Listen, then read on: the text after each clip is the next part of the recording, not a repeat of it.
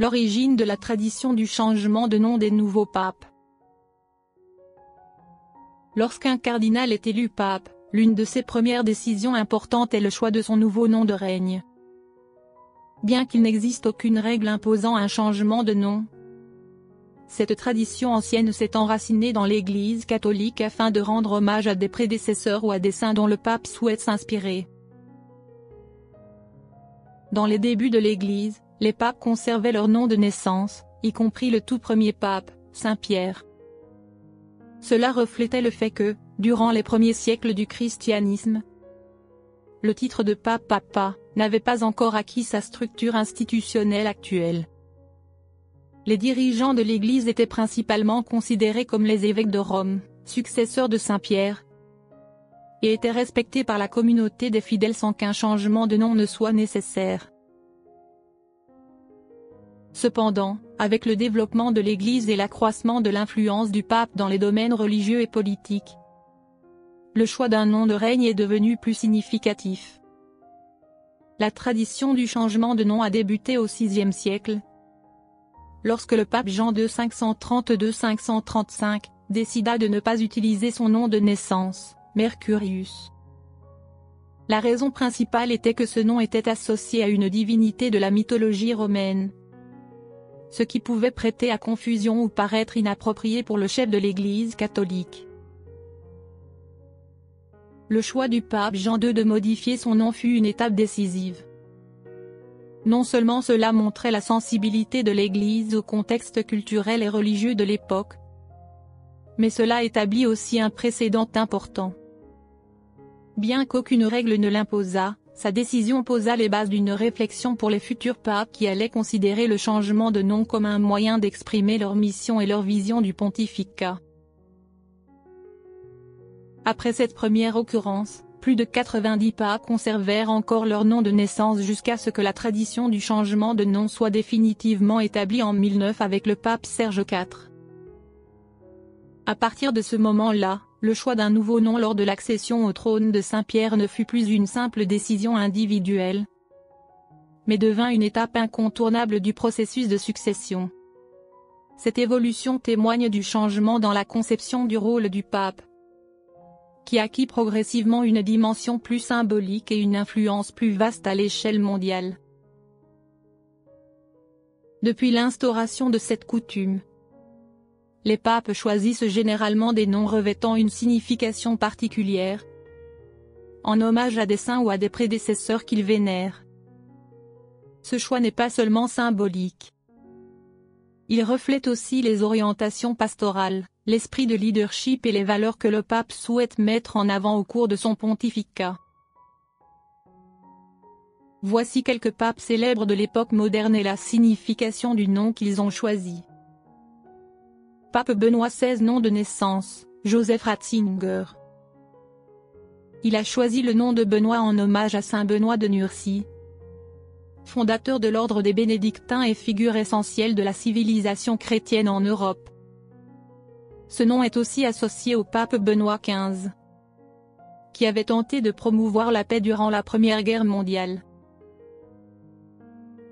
Pape Jean-Paul II. Nom de naissance, Karol Wojtyła. Il a pris le nom de Jean-Paul en hommage à son prédécesseur, le pape Jean-Paul Ier, dont le règne n'a duré que 33 jours. Ce choix reflétait la fusion de deux grands papes, Jean XXIII, initiateur du Concile Vatican II, et Paul VI, qui poursuivit les réformes engagées par ce concile. Pape Jean-Paul Ier, nom de naissance, Albino Luciani. Premier pape de l'histoire à combiner deux noms de règne, Jean et Paul, en hommage à ses deux prédécesseurs immédiats, Jean XXIII et Paul VI. Toutefois, son pontificat fut extrêmement court, ne durant que 33 jours avant son décès soudain. Pape Paul VI. Nom de naissance, Giovanni Montini. Il a choisi le nom de Paul pour souligner la mission évangélisatrice de l'Église, dans l'esprit de saint Paul, apôtre des gentils. Pendant son pontificat, il s'est consacré au dialogue œcuménique, aux réformes de l'Église et à l'achèvement du Concile Vatican II. pape Jean XXIII. Nom de naissance, Angelo Roncalli.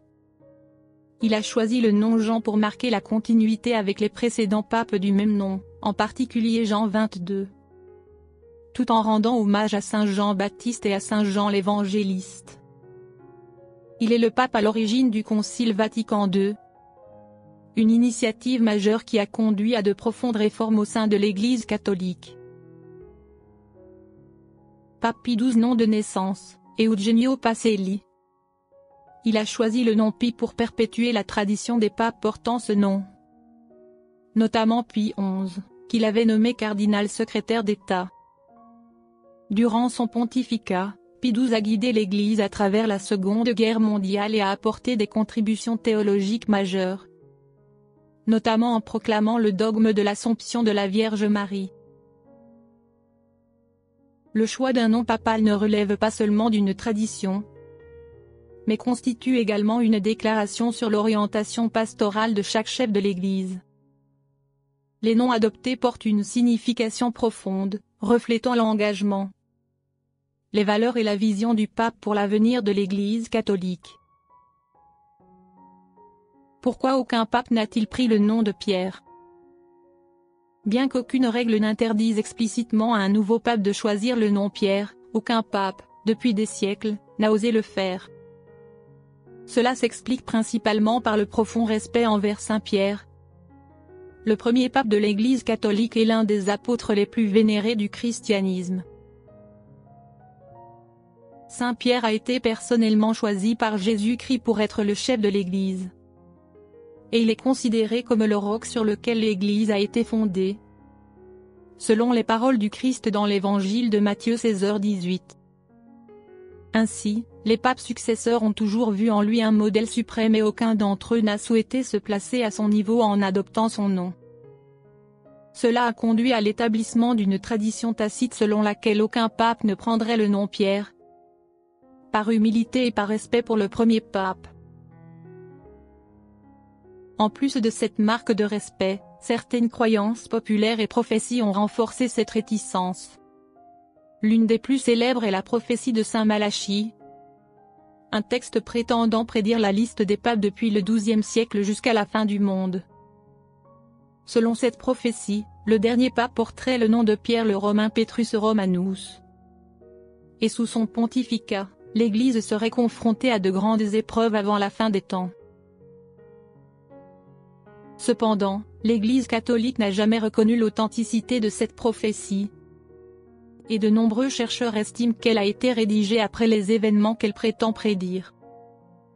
De plus, selon la doctrine catholique, personne ne peut connaître ni le jour, ni l'heure de la fin du monde, car cela relève uniquement de Dieu, selon les paroles de Jésus dans la Bible.